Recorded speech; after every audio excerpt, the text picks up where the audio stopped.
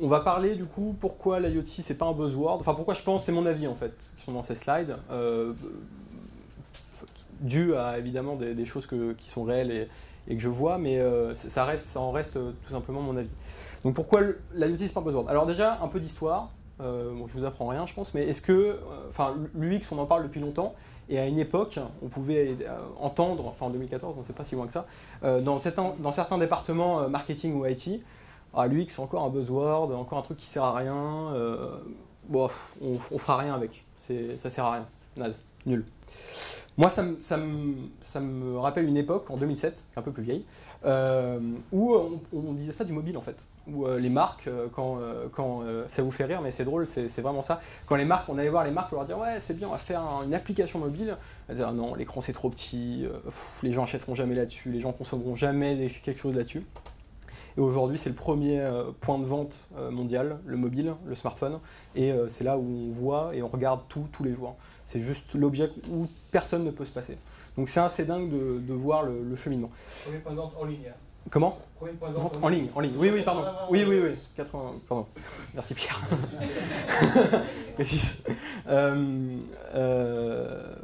Donc, ouais, pas de problème.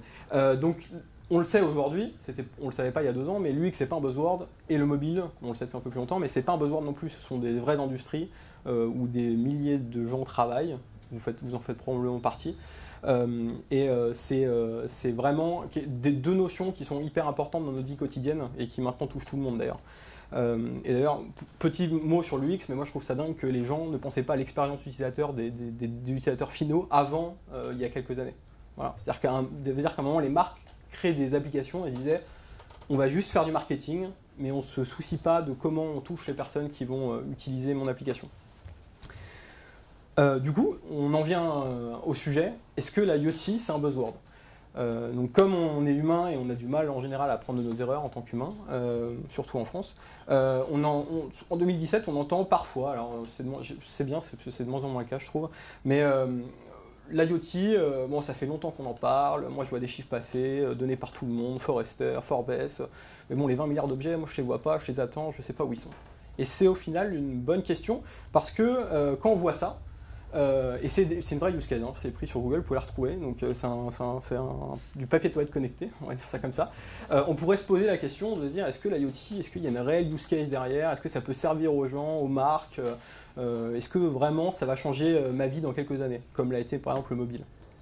Alors déjà il n'y a pas de mauvaise pub, mais oui, mais non, pardon, l'IoT n'est pas un buzzword, c'est quelque chose d'intelligent qu'on peut pratiquement transformer, on peut transformer énormément d'industries grâce à ça, l'automobile, nos villes actuelles, et je vais même pousser un peu la chose pour faire exprès, nos vies, parce que je pense que demain, si l'IoT est correctement utilisé, ça sera une intégration tellement parfaite qu'on ne s'en rendra probablement pas compte, mais qui changera et bouleversera notre emploi du temps quotidien.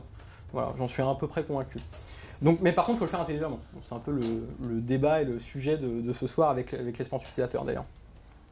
Donc je vais vous citer quelques use cases que je trouve intéressantes et pour vous prouver qu'il y a, je pense, un réel potentiel derrière tout ça. Ça c'est une use case, on dit IoT, alors je ne sais pas trop comment le dire en anglais, mais IIoT en français, Industrial Internet of Things, donc qui sont des use cases plutôt B2B. Là je vous ai mis la photo d'un cargo, c'est des choses intéressantes, les cargos c'est un peu comme les camions, enfin les grands transporteurs. D'ailleurs il y a une startup qui s'appelle Freightlink qui travaille sur ce sujet, mais souvent les cargos sont à moitié voire un quart utilisés, donc il y a un quart qui est rempli et le reste n'est pas utilisé. Et donc l'IoT demain, avec des capteurs, peut permettre par exemple de mieux remplir plus intelligemment les cargos, ou en général d'ailleurs les transporteurs, pour naviguer pas plus sereinement, mais voilà, avec des choses resserrées, avec moins de coûts, enfin baisser les coûts, ce genre de choses. Et on a aussi du transport de médicaments, de denrées dans les cargos. C'est souvent un problème au niveau de la température, au niveau de comment on le transporte, etc. L'IoT, il y a des petits capteurs, et d'ailleurs c'est ça que je trouve beau dans l'IoT, c'est qu'on va le voir, ça part du capteur pour aller jusqu'à la voiture. Donc c'est énormément de choses, pas d'ailleurs, c'est au final très peu le petit, un petit objet qu'on pose dans notre salon qui est sympa, qui nous donne la température ambiante, c'est pas ça. Enfin, c'est ça, mais c'est pas vraiment ça au final. C'est très compliqué comme message, mais c'est un peu ce que j'ai envie de vous dire ce soir. Une use case B2B, donc business to employé. Bon, je ne suis pas allé chercher loin, j'ai pris la nôtre qu'on développe chez IoT Maker. Je la trouve vachement bien. C'est évidemment, c'est un capteur qu'on met dans les open space et qui va donner, enfin, qui va s'agiter tout simplement. Demain, peut-être qu'il pourra envoyer au push aux gens pour leur dire vous parlez trop fort, il y a trop de bruit dans l'open space. On a tous travaillé ici dans un open space et c'est très gênant d'avoir son collègue à côté qui parle américain hyper fort parce qu'il appelle un commercial. Ou voilà. Donc c'est un objet qui est fait pour ça. C'est à la fois intelligent dans le sens où ça va tout simplement essayer d'éduquer les gens à parler moins fort et à réduire le bruit et du coup la productivité des personnes, enfin des collaborateurs dans un open space. Donc là c'est bien, vous voyez Nicolas en train de le faire, c'est plutôt cool. Voilà, donc c'est à base d'Arduino, ça ressemble à ça en GIF animé. Voilà, pour l'instant. Il y a des gens ici qui travaillent dessus. Hein. Vous pouvez lever la main, il y en a peut-être quelques... Voilà. Il y en a deux, trois. B2C use case, donc plutôt consommateur. J'ai mis smart, donc intelligente. J'ai cité Snapchat, alors c'est pas forcément la use case B2C, on se dirait de prime abord, ouais, des lunettes connectées, ils sont gentils, mais... Bon, moi, j'ai pas envie de filmer forcément ma vie à la plage, quoi. Mais elle est très intéressante parce que c'est une des seules boîtes, d'ailleurs qui est maintenant, j'allais dire une start-up, mais qui l'est plus vraiment, qui arrive à entremêler le software et le hardware. C'est-à-dire que c'est une boîte à la base digitale, Snapchat, donc Snap maintenant, mais Snapchat l'application, où le principe, donc pour les 18-25 ans, enfin c'est là où c'est 80% de l'usage, et de faire des snaps de 10 secondes pour en gros raconter sa vie, c'est un réseau social. Et donc ils ont fait une intégration parfaite de cette application vers un produit hardware qui sont des lunettes connectées, qui est pas un produit forcément fun à la base. Ils ont quand même fait 10 millions d'euros de chiffre d'affaires sur le Q1 avec, donc c'est pas mal. Et en plus, ce que je trouve encore plus intelligent, j'ai écrit un papier là-dessus sur Medium, c'est qu'ils l'ont fait avant une IPO. Je ne sais pas si vous vous rendez compte le degré de danger d'une startup de lancer un produit physique, alors que c'est une société qui fait du digital, avant une IPO. C'est très très dangereux. D'ailleurs, ils l'ont vécu parce que leur IPO s'est pas forcément super bien passé. Mais c'est très malin, c'est très bien fait. Et ils ont réglé un problème, ils ont réussi une intégration qui est assez dingue, c'est de mêler du software à du hardware. Et ça, très peu de sociétés, même dans la Silicon Valley, savent le faire. Microsoft n'a jamais su le faire, par exemple. Il y a Apple qui sait à peu près, qui sait correctement le faire, mais très peu de sociétés arrivent à entremêler ça. Et Snapchat le fait très bien. Alors même si à la base la use case n'est pas forcément fun, mais pardon, n'a pas forcément un usage très défini comme on pourrait le voir. C'était moi d'ailleurs une des seules use cases B2C que je trouve très intéressante et qui a été bien réussie et bien réalisée. Voilà, avec une vraie expérience utilisateur d'ailleurs au niveau de l'objet. 5G est égal IoT World. Donc c'est le CEO de Nokia au Mobile World Congress pendant une presse analyste. C'était très intéressant ce Mobile World Congress, j'ai trouvé, parce que c'est un peu l'avènement de la 5G et de l'IoT, beaucoup plus que les dernières années. Et donc Nokia qui est connu pour vendre des téléphones, qui a été racheté par Microsoft pour ça, mais qui est surtout, son business principal est de faire des antennes 3G, 4G, voilà, c'est un des leaders en Europe avec Ericsson aux États-Unis. Et donc évidemment il s'intéresse à la 5G, et la 5G permet énormément de use case dans l'IoT parce qu'elle permet de gérer le temps. En fait, la 5G n'est pas vraiment, est pas forcément intéressante pour nous, parce qu'on verra peu la différence entre un débit 4G et un débit 5G sur notre smartphone. Mais par contre, elle est fortement intéressante pour des objets, parce qu'elle permet de régler le temps de latence, par exemple, avoir un temps de latence long, avoir un temps de latence court qui permet demain, je vais les citer, mais des use cases très intéressantes au niveau de la médecine, au niveau des voitures, qui permet d'avoir une réaction en des millisecondes, et donc qui permettent de créer, par exemple, tout simplement des voitures autonomes, des voitures connectées, avec des use cases très intéressantes pour nous. Bon, ça sera un peu plus longtemps parce que c'est pas encore fait, mais voilà, c'est un peu le message. Donc, justement... c'est marrant de dire voiture autonome et connectée parce que c'est un peu antinomique. Soit elles sont connectées, soit elles sont autonomes, quoi. Exactement, c'est deux choses différentes, mais aujourd'hui on n'a pas de voiture autonome, ça n'existe pas. Alors que Tesla c'est une voiture connectée semi-autonome. Et en fait aujourd'hui les gens comme Ericsson d'ailleurs et Nokia réfléchissent plus sur des voitures connectées parce que c'est ce que demain, à mon avis, on utilisera, enfin à court terme, dans 5 ans, c'est ce que nous utiliserons. Voiture autonome c'est plutôt d'ici 15-20 ans. Donc voilà, c'est plutôt dans ce sens-là où les use cases sont différentes, mais la voiture connectée mène à la voiture autonome au final. Voilà, je pense. Tesla, par exemple, c'est une voiture connectée qui est semi-autonome, demain qui sera probablement. Uber, à mon avis, vous n'aurez plus de chauffeurs dans 30 ans. Dans les Uber, ça sera des voitures qui rouleront toutes seules. Tout ça fonctionnera grâce, entre autres, à l'IoT et aux use cases développés actuellement dans les voitures connectées. Voilà. Enfin, c'est mon avis.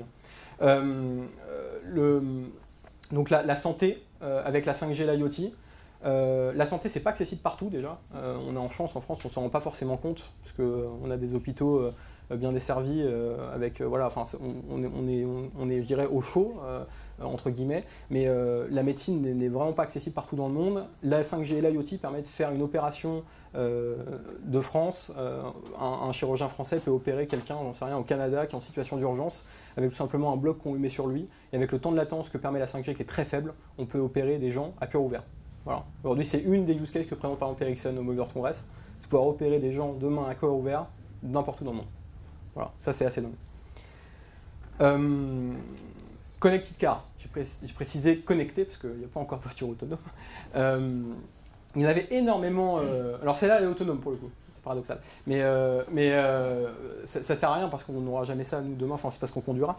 On en a vu énormément aussi à ce Mobile World Congress là. Et il y a une use case que m'a cité Nokia qui j'ai trouvé dingue et qu'on peut retrouver facilement, je pense, dans nos voitures demain. On a tous conduit, enfin je pense, on a tous conduit et voulu doubler une voiture dans un virage et on ne sait pas qu'est-ce qu'il y a après le virage. Et des fois la voiture devant, elle a la visibilité de le faire. Et donc demain, en partant du principe que bien sûr toutes les voitures sont connectées, on pourrait accéder à la caméra de la voiture qu'on va doubler grâce à notre voiture, à un écran sur notre voiture, et voir ce qui se passe devant et se dire est-ce qu'on s'engage pour doubler ou pas. Voilà. Ça c'est une use case purement IoT, parce que la voiture est connectée et qui utilise parfaitement la 5G. Et encore une fois, grâce à des temps de latence très faibles, on peut permettre de penser et de voir ce genre de use case. Et ça paraît très abstrait aujourd'hui parce que bon, on n'a même pas de voitures tous connectées, enfin il y en a très peu, mais c'est aujourd'hui là-dessus Nokia ou Ericsson travaillent avec des constructeurs d'automobiles pour faire ce genre de choses. Donc c'est des choses qui sont très concrètes, qui sont prêts même à être sur le marché entre guillemets d'ici moins de 5 ans. Et je pense qu'on va voir arriver très très tôt. Et c'est ça, je veux dire, par là, qui va, je pense, bouleverser notre vie au niveau de l'IoT.